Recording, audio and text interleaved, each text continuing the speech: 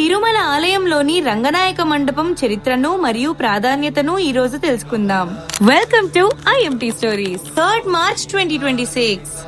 శ్రీవారి ఆలయానికి ఆగ్నేయ దిశలో ప్రతిమా మండపానికి దక్షిణాన ఉన్న రంగనాయక మండపాన్ని యాదవ ప్రభువు శ్రీ రంగనాథ యాదవరాయలు క్రీస్తు శకం 1320 నుండి 1360 మధ్య కాలంలో నిర్మించినట్లు చెబుతారు. 60x108 అడుగుల కొలతలతో దక్షిణాన చిన్న మందిరంతో కూడిన ఈ మండపంలో మహాబలి, వామనుడు, అంజలి బద్దులైన రామలక్ష్మణులు, పద్మాకార చెక్కులు వంటి శిల్పాలు ఉన్నాయి. ఒకప్పుడు ఇక్కడే శ్రీవారి కళ్యాణోత్సవాలు, దసరా బ్రహ్మోత్సవాలు, అధ్యయనోత్సవాలు జరిగేది. ప్రముఖులు దర్శనానంతరం ఇక్కడే ప్రసాదాలు, ఆశీస్సులు పొందుతారు. క్రీస్తు శకం 1309-10లో మాలిక్ కాఫర్ దండయాత్ర సమయంలో శ్రీ రంగనాథ స్వామి ఉత్సవ విగ్రహాలను పిళ్ళై లోకాచార్యులు మరియు వారి శిష్యులు రహస్యంగా తిరుమలకు తీసుకువచ్చి ఈ మండపంలోని చిన్న మందిరంలో సుమారు 60 సంవత్సరాలు పూజలతో సంరక్షించడంతో దీనికి రంగమండపం అని పేరు వచ్చింది. ఆ తరువాత క్రీస్తు శకం 1371లో గోపన్న మంత్రి వాటిని మళ్లీ శ్రీరంగానికి చేర్చాడు. ఈ మండపం ముందు తులాభారం సమర్పించే తులాదండం ఉంది. తర్వాత ఇది వాహన మండపంగా ఉపయోగించబడుతూ